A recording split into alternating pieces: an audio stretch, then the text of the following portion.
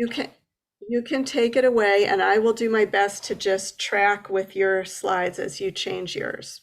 Okay, so I won't be able to see anything other than the slides that you have there. Well, it depends what view you put it on. If you put it on gallery view, then I think you can see other people as well.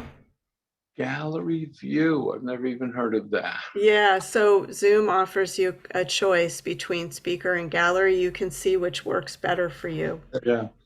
Okay, so let's get started. Let's do the next slide there, Beth. Okay. And see what that is. That's my house. Those are all the plants in my house. I have about 230 plants in my house. It's been a passion of mine since I'm about 10 years old. And so I'm very planty, very planty. And then the next slide, Beth. Just with a show of hands, who else here is planty? Who else here loves plants? I know there's a few. Yeah, I see Sharon's hand. Yep. Okay. Here we go, and Jeff. then at the top, that's part of my bonsai collection. My real passion is bonsai, which are the little miniature trees. And I have about 115 of those. And then I have a greenhouse. That's my 20-foot greenhouse. It's in our side yard. And then at the bottom right there, those are the gardens that are built. Those are wheelchair accessible raised bed planters that I built for a lot of the customers that I work with. And we call it the go-to garden. And if you skip to the next slide, I think, yep, that's our store, little plant shop. It's in Plainville, Connecticut, right in the center of the state. And that's my book, How to Kill a Houseplant, which is a little bit about my horticulture therapy and the things that I do and some of the plant tricks that I've taught over the last many years. So it's a fun little read. I always call it a good bathroom book because it's got short stories and long stories. All right, next slide, Beth. I know I've killed houseplants before. Anybody else? Yeah. Yeah. In fact, I have to say, my daughter, who just went off to college, she had a whole bunch of succulents because you don't have to water them very often. Right. But she watered them never. And so they didn't make it, unfortunately. Oh, yeah. People that kill succulents, I know. Just do not have plants. I know. Okay. All right, next slide, Beth. I think we're getting into, oh, that's our plant bus. Oh, I didn't even know I had that picture there. This is our plant bus. This is a bus that we bring around to fairs and events and festivals and farmers markets all around the state of Connecticut. And it's literally a plant store on 6 wheels. It's a nice little way to introduce our store by bringing it out to the public. And then next slide, I think that's enough about me. I think hopefully now we're going to get into apples. There we are, apples. Oh, how long have we been eating apples? Does anybody want to take a wild guess? How long have the apples, how long have they been discovered for? Does anybody want to take a wild guess? Beth, do you have any guesses over there? I don't know. So please feel free to unmute yourself if anybody wants to give a guess. Yeah, give a guess. So do you mean, Jeff, do you mean in this country or just anywhere? No, overall, in anywhere. The entire world, how long apples have been around. If anybody wants to take a wild guess on that one. So apples are related to roses. Roses are part of the apple family.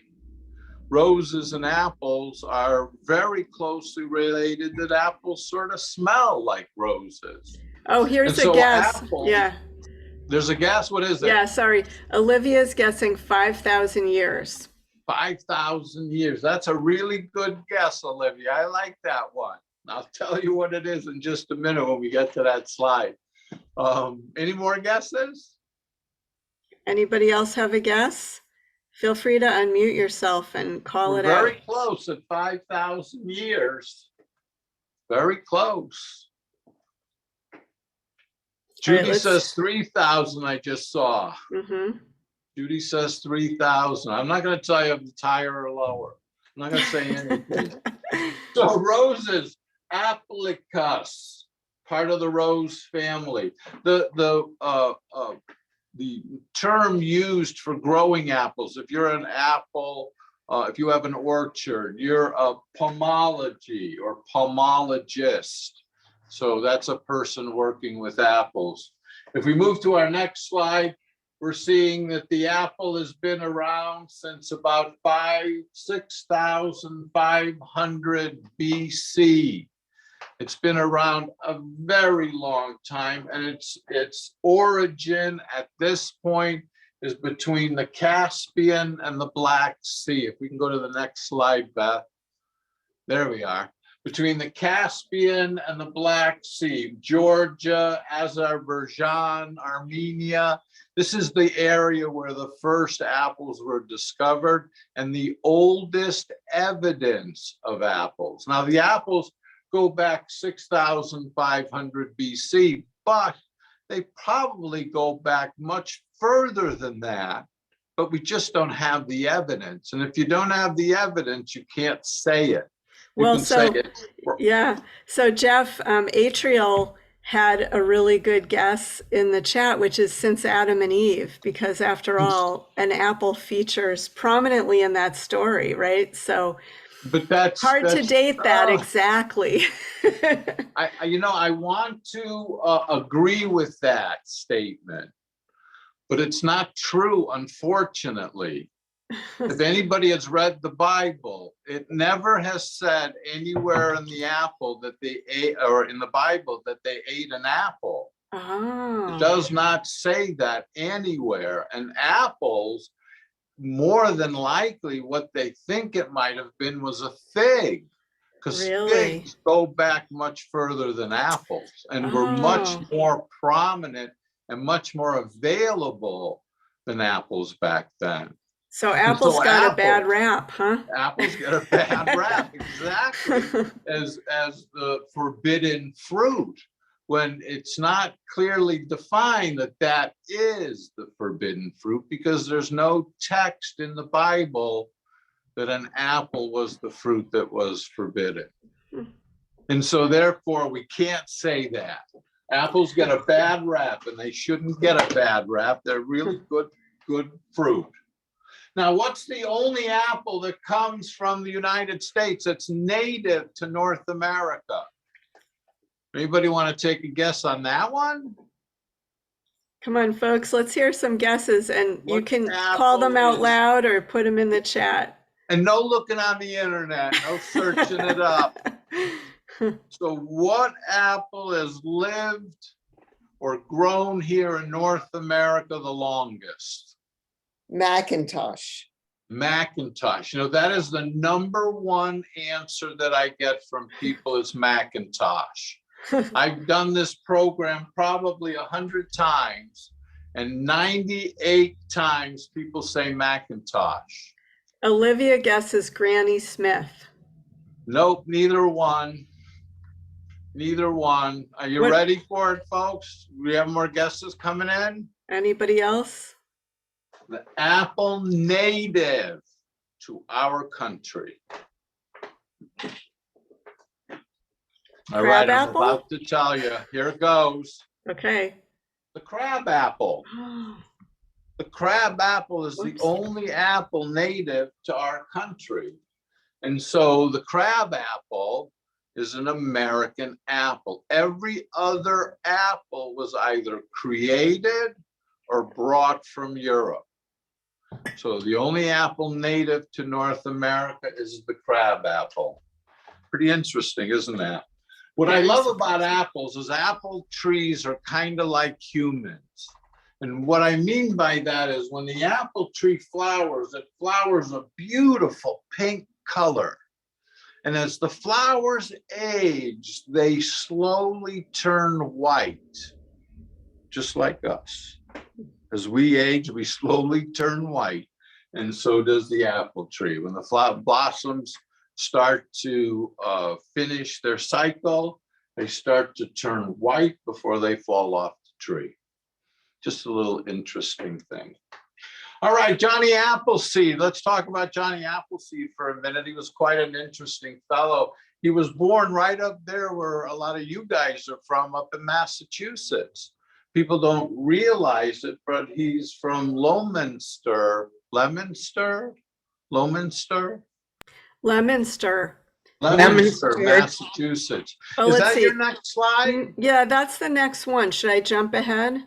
No, let me go to where you are and then we'll jump back. 'Cause Okay. I don't know how we got to this slide. So William Tell, let's talk about William Tell for a minute and switch things around. Forget what I just said. So William Tell is an interesting story as well. And this is why I like to tell, because everybody knows about William Tell. They know that his father shot an apple off his head. But why did his father do that? That's what people don't know. And so the story goes, Jessler is the gentleman here in the black and white photo in the center. That's Jessler. He's a tyrant of a leader of an area known as Switzerland today. Jessler was a tyrant, a very mean person. He was miserable, and everybody else around him should be miserable too. So as a tyrant, he wanted to convey his strength to all the people in all parts of his country. And so he had a pole put up in the center of every town square. And on top of that pole, he put this silly little hat that he loved to wear.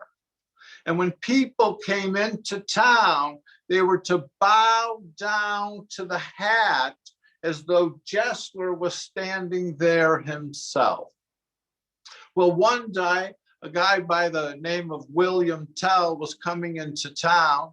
And as he was coming into town, he noticed this pole with the hat on it. And he stood up looking at the pole, wondering what it was for. And someone told him that you have to bow down to the pole as though Jessler was here. Now, William Tell, not being from town really, thought it was hilarious and decided not to do it and walked away laughing. Well, word got to Jessler eventually that William Tell had broken his rule and decided to make an example of him. And that example that he made of him was to shoot that apple off his son's head. Now, we put his son at one end of the square, and they put William Tell at the other end of the square. And he had but one arrow to shoot the apple. If he did not hit the apple, if he missed it, because he didn't want to hurt his son, then his guards were ordered to kill his boy. And so he had to hit that apple on the first shot. Now, the boy stood there with the apple on his head, very stoic, very still, didn't move a muscle because he knew the skill of his father. Jessler, on the other hand, did not know the skill of his father. And so William Tell said to Jessler, what if my hand shakes? What if the wind takes the arrow? He says, you hit the apple or your son is no longer. And so he pulls back that bow and he fires that arrow and it splits the apple near in the center, right in half. And this was because Jessler, as a mountain man, was an expert with a bow and arrow. And the son knew this and was not afraid at all. As William Tell turned to leave, another arrow fell from his cloak. And that arrow, as Jessler asked what it was for, William Tell said, that was for your heart, if any harm came to my boy. It is believed that some years later, that William Tell eventually did kill Jessler and freed all the people of Switzerland to bank however they want to. I love that little line at the end. All right, so that's the story of William Tell. That's why he had to fire an arrow at that apple, because he disrespected the ruler of his country. And eventually he freed his people. And that's the story of William Tell. Pretty interesting, isn't it? All right, let's get back over here. We're going to get back on track here. I don't know how we got so off track. Can we go to Johnny Appleseed if we can back? Sure, that was a gripping story, though. So we'll go on to the next one. Welcome, Polly and Arnie, who just arrived. Welcome, is this the right everybody. place, Jeff, or should I keep going? No, we're going to have Johnny Appleseed. Let's see. So over to the front. Keep going. Are you going Here. back? Yeah, okay, got it. Johnny Appleseed. All right, Johnny Appleseed was born right here, right there, because I'm here in Connecticut. I'm in the central part of Connecticut in Plainville. And so Johnny Appleseed was born right there in Massachusetts in, I think it's Leominster. Can someone correct me if I'm wrong? Leominster? Leominster, like the fruit. Leominster, Massachusetts. And he was born September 26, 1774. He was a baby of the war. When his brother was born in 1776, his mother died during childbirth, which left him and his brother basically orphans. And the reason why, his father went to fight with Washington at one particular place was the battle at Bunker Hill, and also with George Washington. And so when his father eventually returned in 1776, later that year, he started to teach his son horticulture, gardening skills, nurseryman skills. Now, these skills were very, very important at the time. And when, well, I shouldn't call him Johnny Appleseed because his real name is John Chapman. So John Chapman, when he turned 18, left Massachusetts on his way to Illinois. This is where he set up his first home and set his first homestead. And back then, in those years, you could own land by planting 50 apple trees. So if you would take an acre of land, plant 50 apple trees on that land was now your land. You owned it. And when those apple trees matured and had apples, you could sell that land at a profit. And the reason why was the apples was the beverage that people could drink off that land. A lot of people didn't drink the water. They drank beer and wine and other things that were processed because they were safer to drink. Groundwater was poisonous almost, with all kinds of bacteria, and it made you sick, kind of like Montezuma's Revenge when you go to Mexico. And so most people did not drink the water that came unless it was boiled, but apple juice was safe to drink. And so 50 apple trees that were producing apples allowed you to own that land. And John Chapman traveled over 100,000 miles through Pennsylvania, Ohio, Illinois, Indiana, even Kentucky. And he set up homesteads everywhere he went. Again, once you planted those trees, that land became yours. And John Chapman, when he passed away, was a land baron with more than 1,000 acres of land to his name. Unfortunately, he had no one to leave it to. He never married and he never had children. Now, John Chapman was an odd sort of man.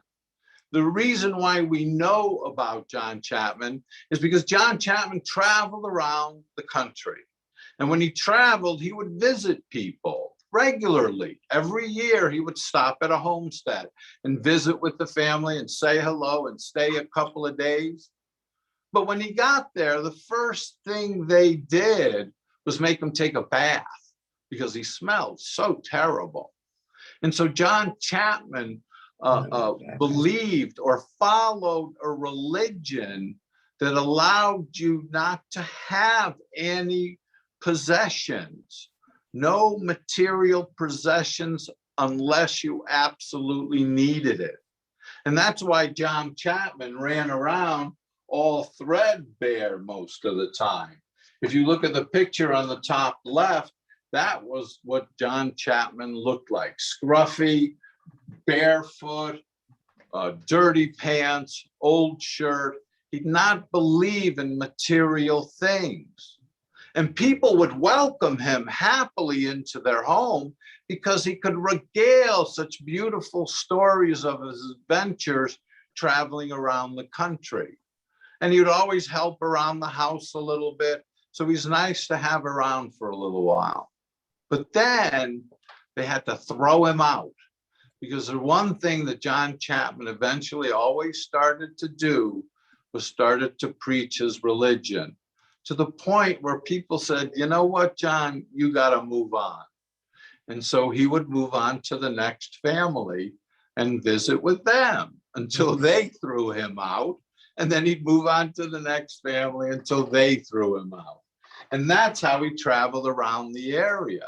In the wintertime, he had his homestead in Indiana that he went to. But during the spring, summer, and fall, he would travel around the country. And so John Chapman really was a solitary soul that liked to be on his own. Now, are there trees left of John Chapman?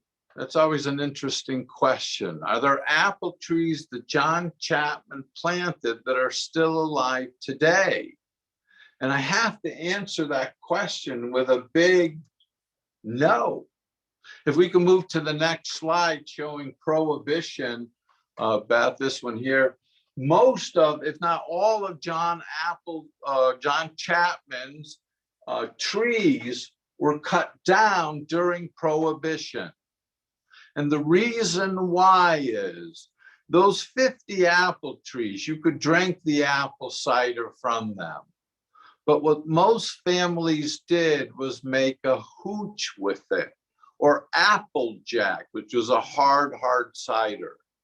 And so these drinks were a part of the Americana landscape during those times of Prohibition. Families would pass down generations to generations recipes that they cultivated.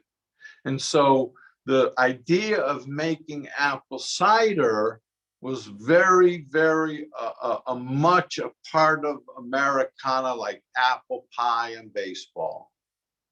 This is one of the reasons why I believe we had Prohibition, where so many people were making alcohol at home that the government couldn't control it. And so the government enacted Prohibition so they could control the alcohol. And when they enacted the law to end Prohibition, that's when liquor was organized, it was governmentally regulated, and it was heavily taxed. And that's the reason why we had Prohibition. So we could go from a informal to a very formal liquor control. And so John Chapman trees were all cut down except one. In Nova, Illinois, there is still a tree from John Chapman's trees. They take care of it with great care. During Prohibition, they built a house around the tree so the federal government couldn't find it and therefore cut it down. That tree is still alive to this day, and you can buy apple cider, apples. You can even buy a graft from that tree and take home your very own Johnny Appleseed tree. So that's the only tree that's left. The apple tree lives for about 100 years. But because this one is so meticulously cared for, it may last for 500 years. And that's because of its care. So why do we call him Johnny Appleseed? Well, after his death, all those people he visited would regale stories of him visiting. And over the generations, those stories became myths and he became a legend. If he didn't visit all those people during his life, we would never know about Johnny Appleseed and what he did. But because he visited all those people and those people regaled stories about him, we know all about John Chapman and the history of Johnny Appleseed. It's an interesting story, isn't it?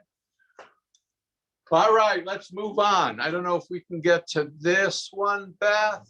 We're talking about all the varieties of apples, and a lot of people say and believe that the Macintosh, and I will tell you, it's the most amazing thing. If I do this program 100 times, like I said, I will tell you 98 people will tell me the Macintosh is the #1 selling the apple of the United States. And what's really interesting, it is not.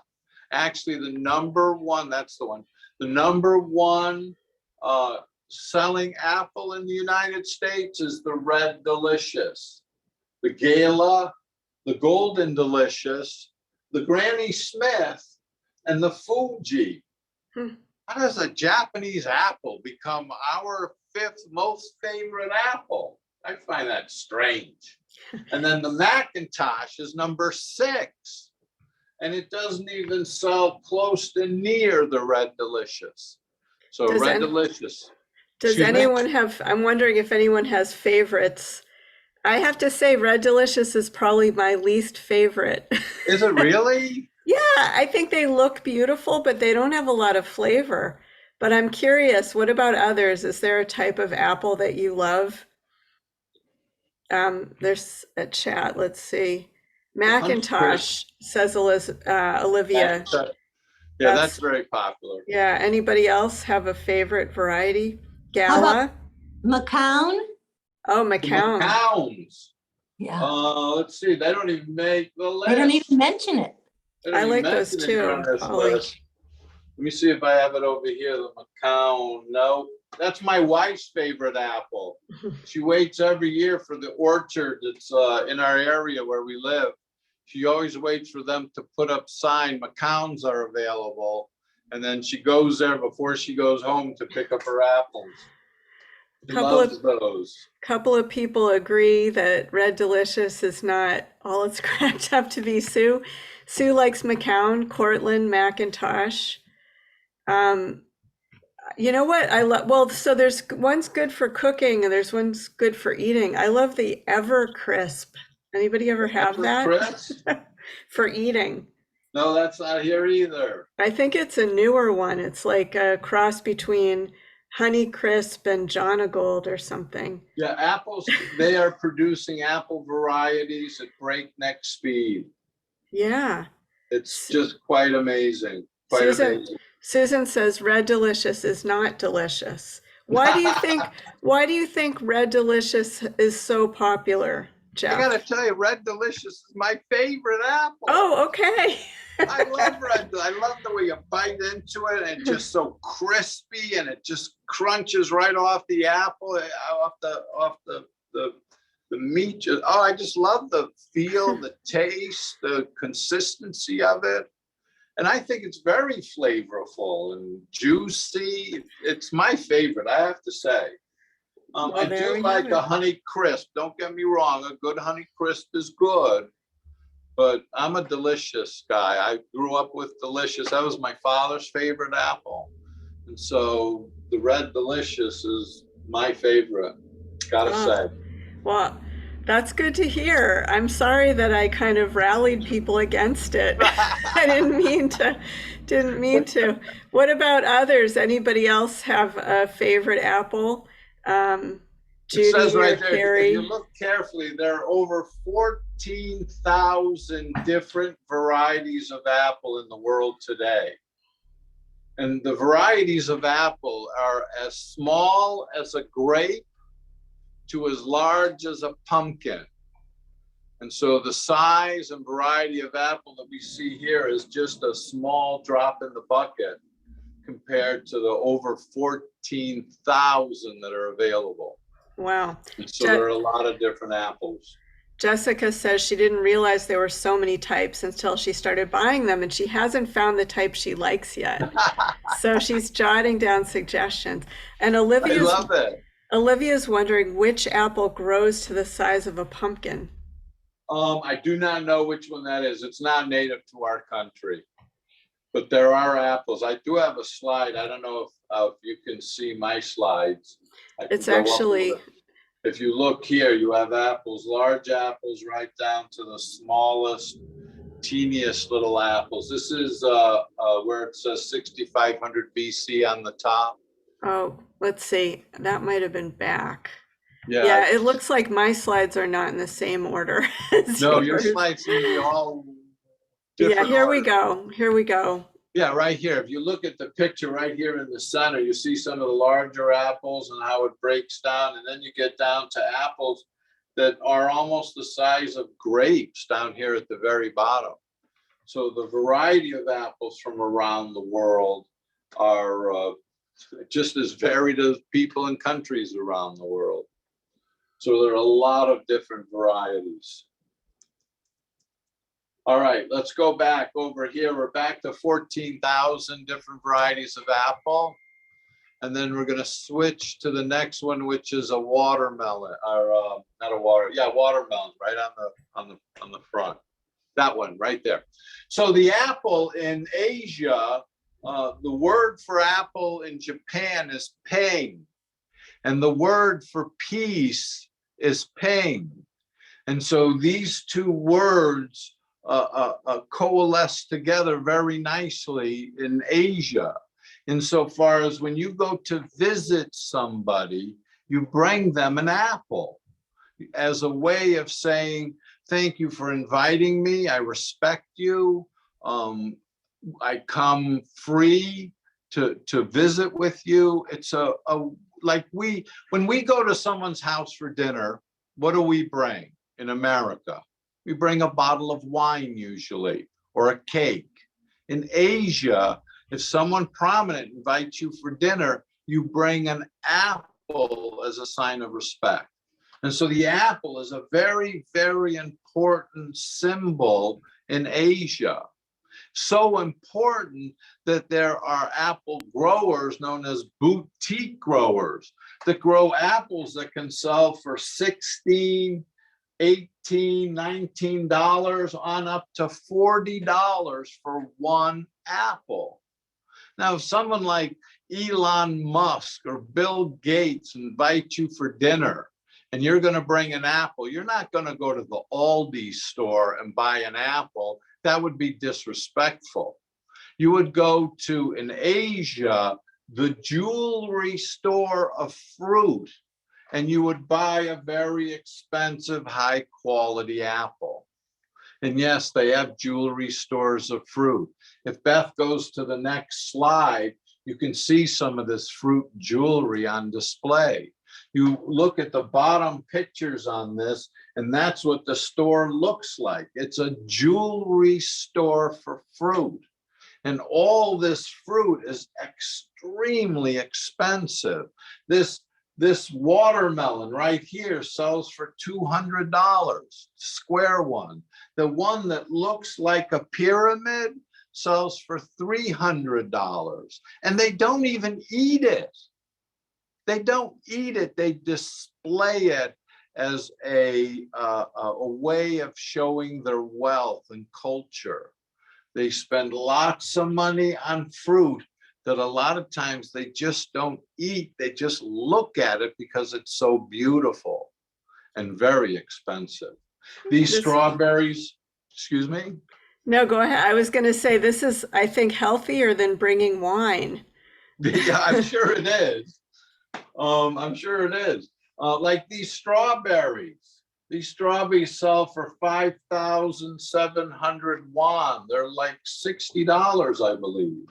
All this fruit, if we go back one slide to where we were, here with the watermelon, you can see these fruit are actually sort of stamped with the farm's logo.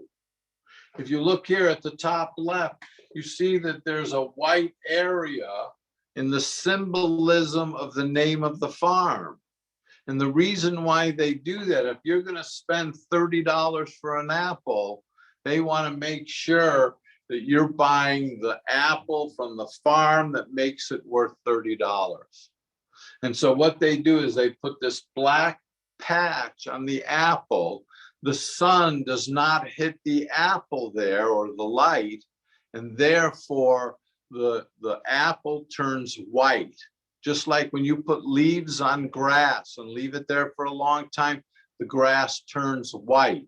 And that's because the sun doesn't charge the chlorophyll and the grass goes to its original color.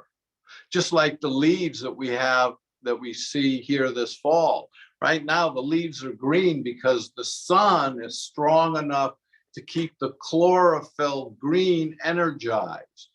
But as the sun slowly wanes and it gets colder, the sun can't charge the chlorophyll, and we start to see the yellows and the reds and the golds. Those colors were always there, but the prominent color is green because of the sun. And so it's the same with this. When you cover the apple with a black sticker like this and black out the light, it turns white underneath, and therefore it allows the logo of the farm that created the apple to be on the apple itself. So that when you're buying that apple, you know it's coming from that particular farm. They take their apples very serious in Asia, very serious. This apple here is 8,400 won. I think that's probably about $25, $30 for an apple. Kind of crazy. But it's very important culturally to them that that apple is that symbol of peace and respect. These And are so- so beautiful. It's amazing. So I wonder if someone had an apple tree near them, they could create a little cutout like that and tape it on, and it would develop the same way. I've never seen that. That's amazing. Yeah, if you take, the best thing to do is if you go and take a little piece of like a vinyl letter and put it on a piece of tape or stick it directly onto the apple. And if you leave it there, anything underneath that little sticker will turn white and the rest of the apple will be red. It's very interesting. And so all this fruit is really expensive. This cantaloupe runs $135. These grapes are perfect in every single way.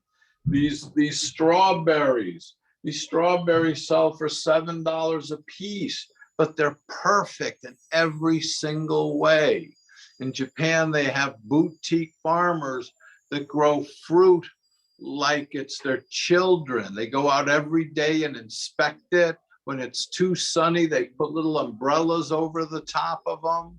It's crazy what they do. They fertilize it with special kinds of fertilizers. There's one guy that believes his apples are the best because he uses panda poop to fertilize them. And that makes his apples the best apples in Japan. I don't know if that's true, but that's what Hey, he believes. if I had panda poop, I would put it on my garden too. Well, I'm getting hungry. I don't know about all of you. This fruit looks just delicious and amazing. All right, we're moving to apple cider here. Apple cider, it takes, let me just see, I probably forgot the exact number as to how many apples it takes to make cider. I used to know this very, very well, but I've forgotten it. I think it's like a third, almost a half a bushel of apples. So it's like 30 to 35 apples to make 1 gallon of apple cider. And I often wondered, when you go to the grocery store and you buy a dozen apples, it costs you like $12 or $9. But if you buy a gallon of apple cider, it costs you $6, and they use 3 times more apples to make it. So why is that? Why is apple cider cheaper? I mean, if you bought 30 apples, it's going to cost you $30. Let's round it out.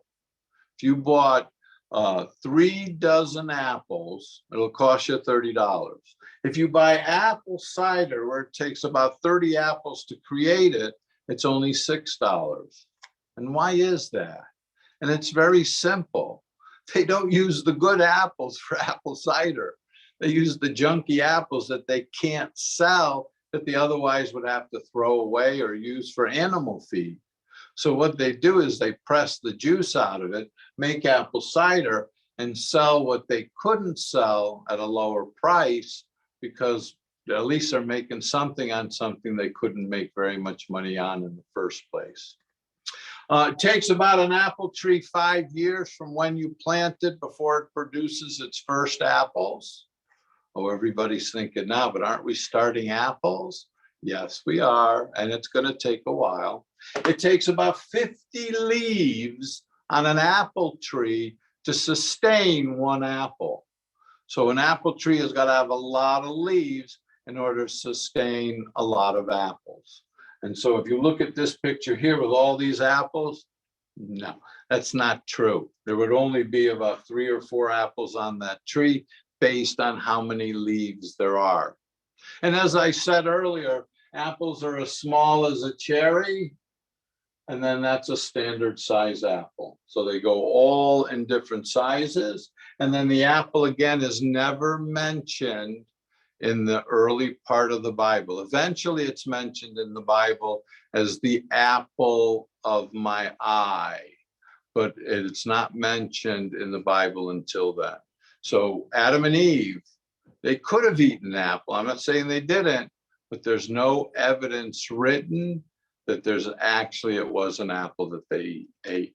So let's look into that. Someone look into that and see if it was really an apple or was it something else. We don't know. All right, let's move on. Apple tree pollination, that's what the bees do. Bees pollinate the apples so that the flowers can produce more apples. This is a bee's job. There's no other animal that pollinates apples. So bees are very important for this process. And so the destruction of the bee population, I think around the world, is leading to more expensive apples because they have to pollinate with less bees or use mechanical means to pollinate the trees, which is more expensive, of course, than bees.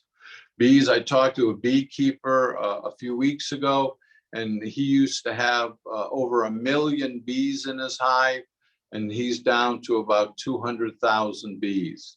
And he's trying like hell to build his population back up, but he's having trouble doing it because it's really a problem keeping bees alive today.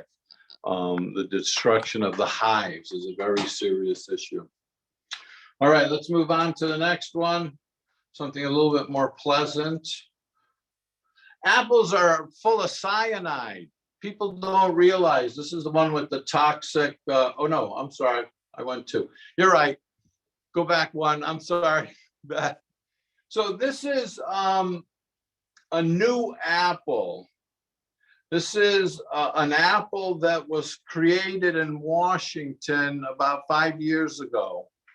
The interesting thing about this apple is that it does not turn brown. So let me ask a question. This is just a quick question. Would you cut an apple at 8 o'clock in the morning to feed to your grandchild at 3 o'clock in the afternoon?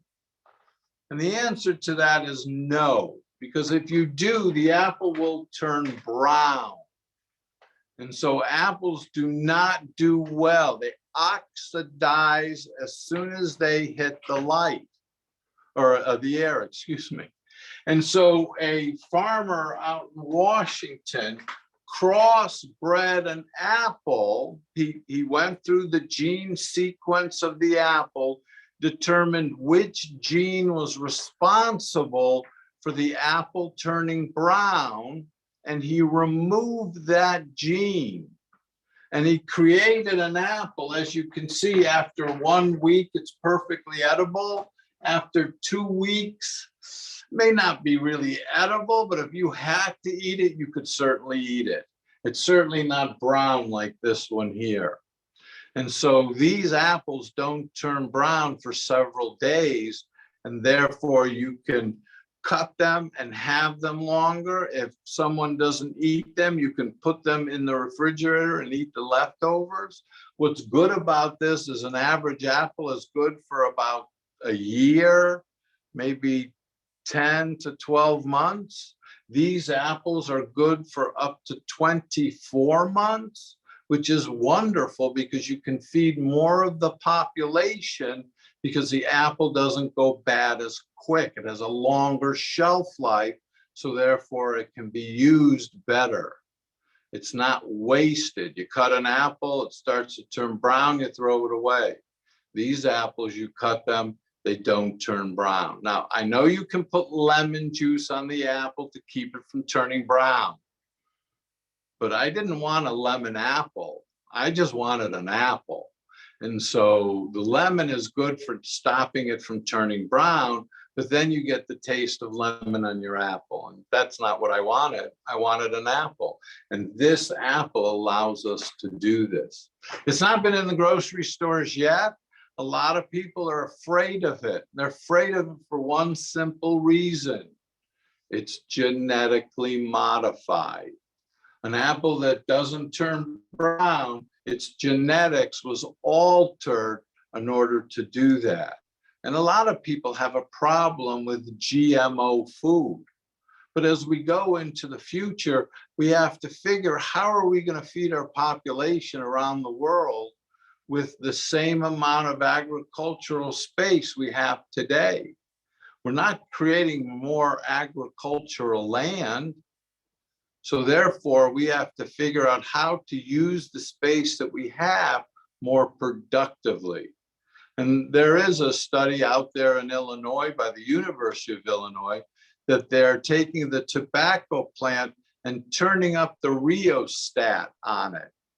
And so what they're doing, instead of the plant taking in X amount of light, they turn it up so it takes in more light and allows the plant to grow 15% larger, theoretically producing 15% more food in the same amount of space.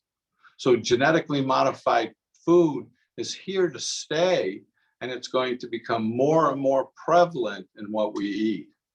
And it really is not bad for you. It is the future of food in order to feed the population the world is going to have. All right, enough of preaching on that one, my goodness. Let's move to the next slide. Oh, here I'm preaching again a little bit. Apple seeds have cyanide in them. If you take 53,000 apple seeds and remove the cyanide from each one, you could actually kill a person with it. Now, in order to get the cyanide out, you have to be a very, very skilled person in a laboratory. Because by the time you take the first cyanide out of apple seed number 1, if you don't handle it properly, by the time you get the cyanide out of apple seed number 10, the first cyanide has already evaporated and is worthless. So in order to collect the cyanide from 53,000 apple seeds, that's an awful lot of work. And you got to be able to figure out how to save every one. So although there is cyanide, it's not going to kill anybody anytime. The cyanide in the seed is so deep in the hardcore heart of the seed that it doesn't even break down in your digestive system. You can't even chew it open if you wanted to. So therefore, there is cyanide, but it's not going to hurt a soul. Not a soul. All right, let's move on to our next slide. That was William Tell. A lot of people say apples are really good for you. I found a really interesting thing the other day.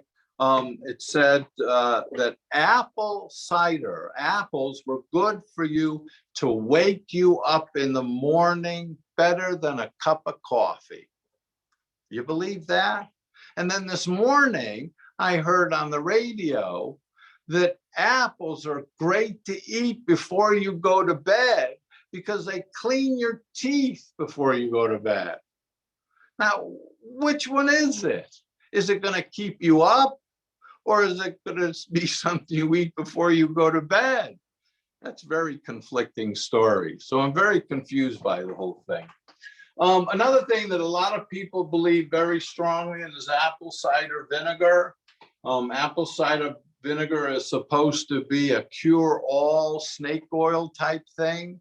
And the reason why I say that is because it's good for headaches, sore throat, dandruff, sunburn, acne, allergies, heartburn, hair care, cold and flu, arthritis, high cholesterol, high blood pressure, insect bites, weight loss, arthritis, kidney stones. It whitens your teeth. It kills toenail fungus, muscle pain, and nausea. Doesn't that sound like snake oil to you? Cures all these diseases. I love the one with the toenail and fingernail fungus.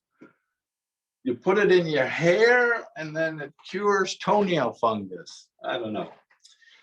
And the other thing, how come it tastes so bad? If it's so good for you, why didn't someone figure out how to make it taste good so that you would drink it all the time?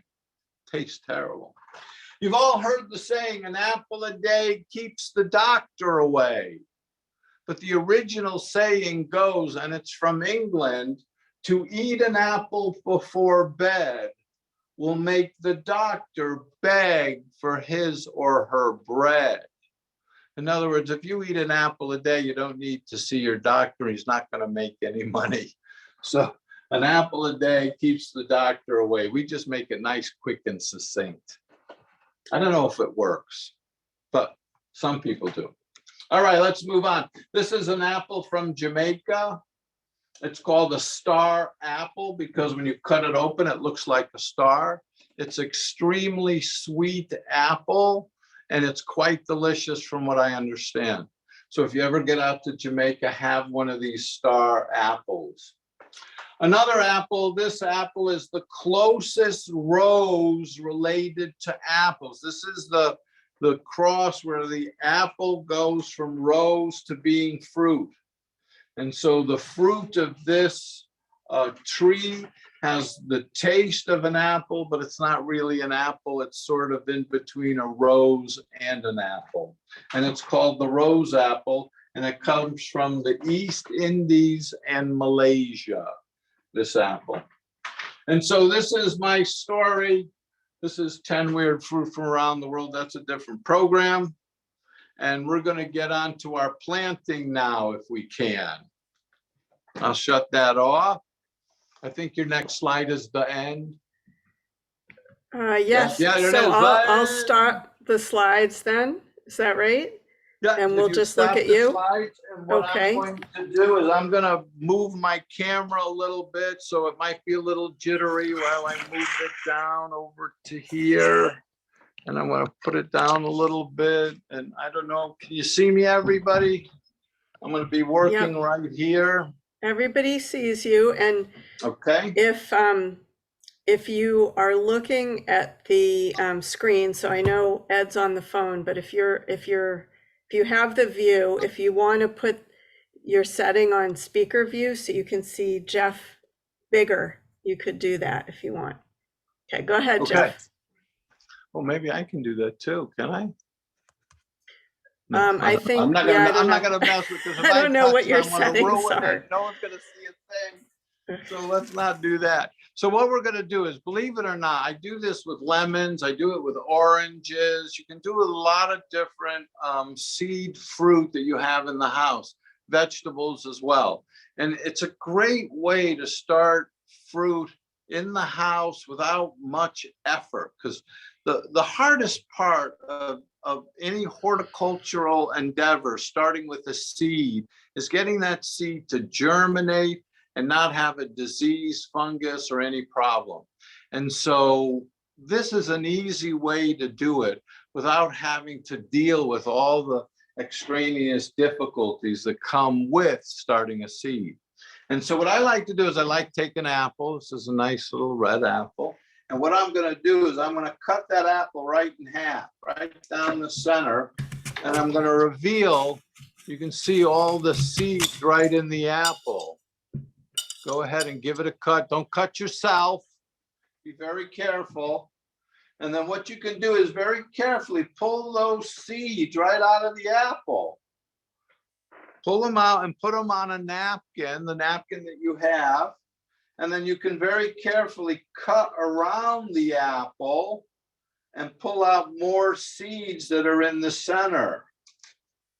And you should get the average apple has about 8 seeds in it. And you only need 2, 3, 4 seeds for this project. My apple only has 1 seed in it. 1 seed? Yeah. Oh my Yeah. goodness. That's one little seed. Well, I guess I'll have to share some of my seeds. I'm on 6 right now, going on 7. I don't know anybody else have a number of seeds. There's 7. And here's number 8. I got an 8. Holly and Arnie, I know you have to leave early. We're glad to see you. Glad you're able to be with us for part of the time. We'll see you again soon. And so I pulled my seeds. I came out with, I think 7 or 8 seeds. You can see them right here. Hold on, let me go back a little bit. Those are my seeds there. And so what I'm going to do is I'm going to put my seeds aside, because you don't do anything to the seed. Just leave it the way it is. And then what you're going to do is you're going to take your napkin. I have paper towel, but you can use a napkin, paper towel. And then what I'm going to do is I'm going to take my baggie. I don't think we can use the name of it because we could get in trouble. So our plastic baggie, and we're just going to take with the closed side. So you have 3 sides that are open and 1 side that's closed, and the closed side is going to go down into the bag. Down into the bag. And you got to make sure that the paper goes below where you seal the bag. You don't want to seal any of the paper. Matter of fact, if you'd like, you can pull it out a little bit, do a 1/2 inch fold along the top, just to mark where you're going to fold it later. And then if you put it back in, you'll just see that I'm now well below where I seal it closed. See, I'm below that. And that way, when I seal it later, I won't have any paper stuck, which will allow it to dry out faster. So you don't want that to happen. So you want to place this into the bag, just like that. Fold it, make sure it's below where you seal. And what we're going to do is we're going to pull it halfway out now. And we're going to lay it down. We're going to do the rest of this. We're going to do it right on the table. So we're going to set our bag on the table flat. I don't know if you can see that. Yes, you can. It's flat. What I'm going to do is I'm going to pull 1 flap open, 1 flap open, so that I have 1/2 of the paper towel on the table and the other half in my fingers. So it's open. And then I'm going to take the seeds and place them into and onto the paper towel I have, or napkin. And you just place them in a couple of nice rows. You can have some fun with it. It is Halloween. And so just place your seeds.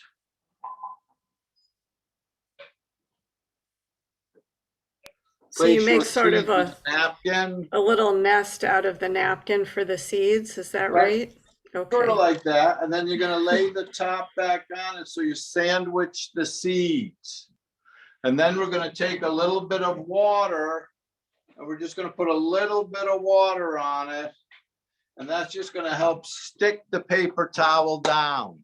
So the paper towel and the seeds are now squished between the two pieces of paper towel. So let me show you what I mean. Is there my seeds? I don't know if you can see them. They're right in the paper towel. It's been wet a little bit.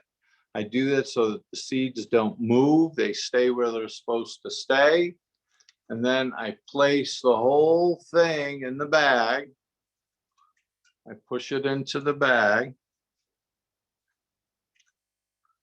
And then I fold over my little fold that I made so I don't get stuck. All right.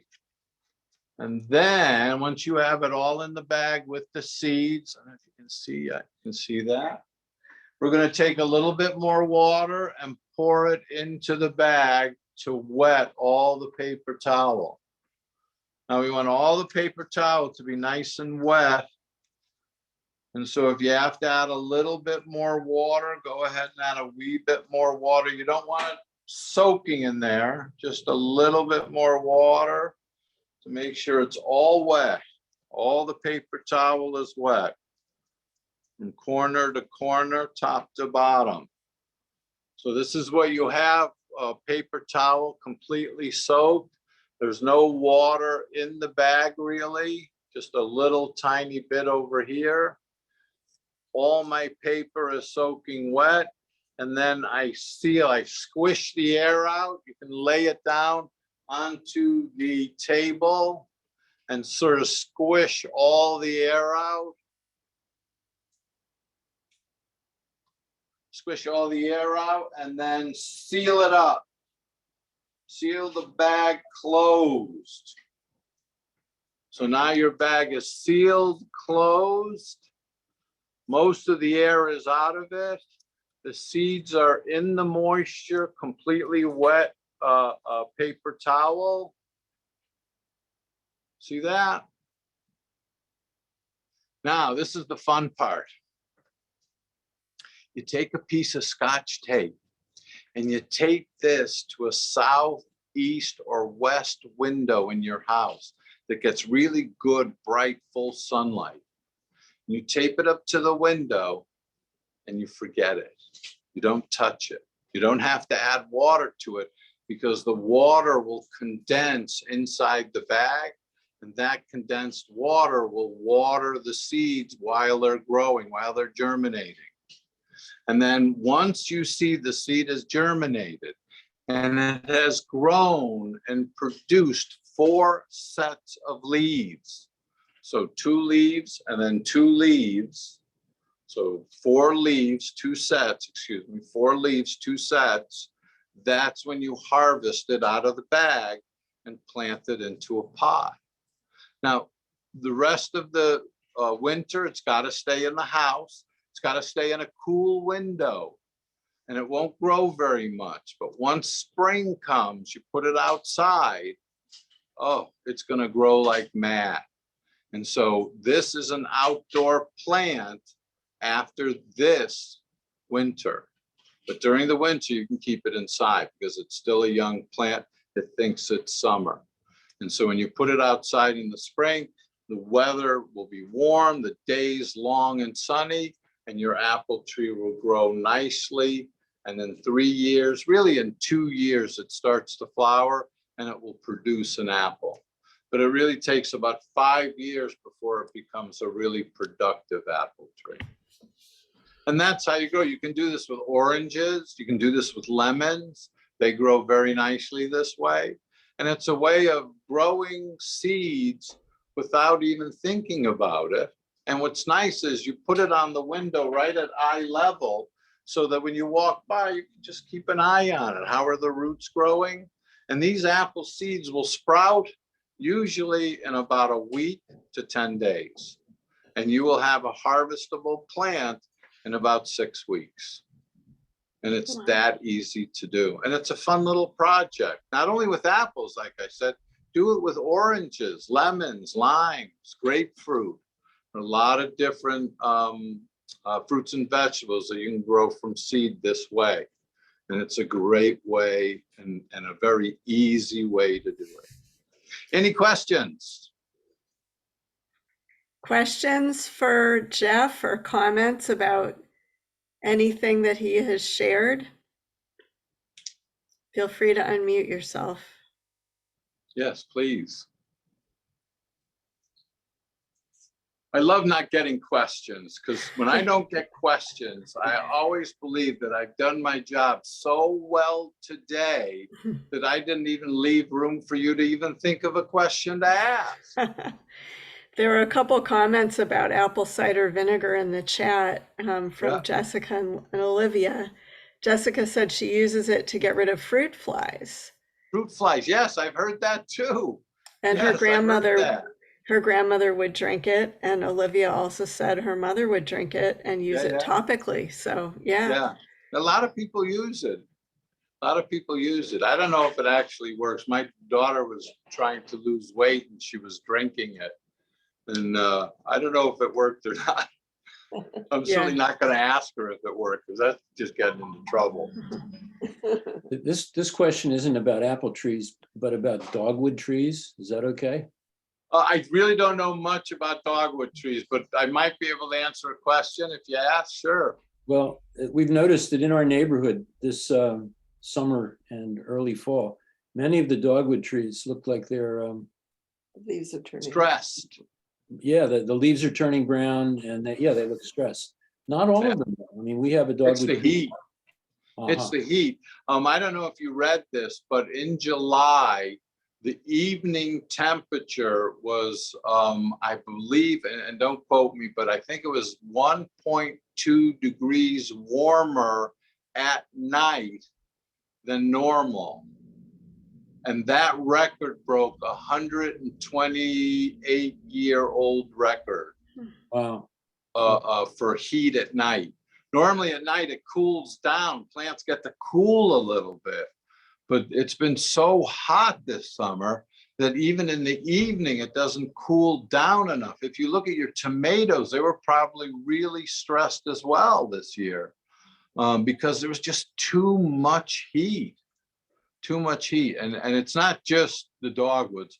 It's a lot of trees out there that have more shallow roots that are really suffering from this and lack of rain. I don't know where you are, but I know here in Connecticut, we have drought conditions in part of the state. Yeah, it's true here too. Okay. Yeah. That makes sense. You're welcome. You're welcome. Yeah, it's a tough season and it's only going to get harder. I think actually we here in the Northeast are at some point going to have to adopt seeds from zones in like Georgia that can take the summer heat, that can take that long, dry summer. And we have to switch our seeds. They're just not going to be able to, this climate, our zone, we're in zone 6 here in Connecticut, and we'll probably be growing zone 4 or zone 3 tomatoes before you know it. Just because the climate, what did I read the other day? You can't call it global warming anymore. It's called global heating. That's the new phrase. So that's what's happening is the world is just getting hotter and we're going to have to adjust what we grow based on the changing climate. Interesting. Jessica, go ahead. So I have some cousins that live in upstate New York in Jamestown, and there's of course a lot of deer and a lot of wild apple trees, I guess, just kind of growing. Yeah. And my cousin was telling me that we shouldn't be eating those apples because they're too sugary. Or do you know anything about that? Or did he just hear the wrong thing from the wrong person? I don't know about sugary. I had 2 apple trees in the house previous to ours that we have now, and the deer would come every day to eat the apples. It was they became so comfortable with me that I could get within 4 feet of them before they would even move. They really didn't care about me one bit. They were too interested in eating the apples. We never ate the apples, so I don't know if they were sweeter or not. I will tell you, just from my experience as a child, they're certainly very, very tart. Very tart. And so I don't know if they're called spitters. That's what they call apples that are native, crab apples. They're called spitters because as soon as you bite into it, you just assume to spit it out because it's just so terrible tasting, so bitter. Maybe that's what it was, that it's like, you don't want to eat them. No, you don't want to eat them. They're but not it's good at because they're all. tart. Okay. I don't know. Deer must love it, but us humans, we like something a little sweeter, I think. Did anybody grow up eating wild apples from trees that were just growing? Yeah. I remember picking something as a kid, and I don't know if we ate them. We definitely threw them at each other. Those were probably crab apples. Probably. Those gonna let you throw good apples around. Right. Yeah. Anybody else have a question or a comment for Jeff about the wonderful world of apples? I was gonna say that we also, growing up, I also would, like, we would throw the crab apples at each other, but we did not eat them. We tried it once. We would get people younger than us to try it, and then you never have it after the first. Yeah, they're very bitter. They're Mhm. bitter and they're not very juicy. And I just wanted to say too that whenever people say like, "What's your favorite fruit?" I always go with apples. It's definitely my favorite fruit. I just love how, I guess, like, there's so many forms. It can be apple pie, apple cider, apple tart. It's always definitely my favorite.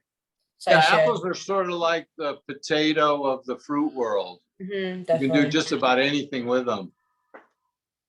And I see that Susan and Nathan, they cut their apple, which had only 2 seeds. I wonder, maybe Only 2 seeds. yeah, maybe some apples are bred to have fewer seeds because they're more, it's supposed to be good, I guess, if you're eating them, to not have a lot of seeds.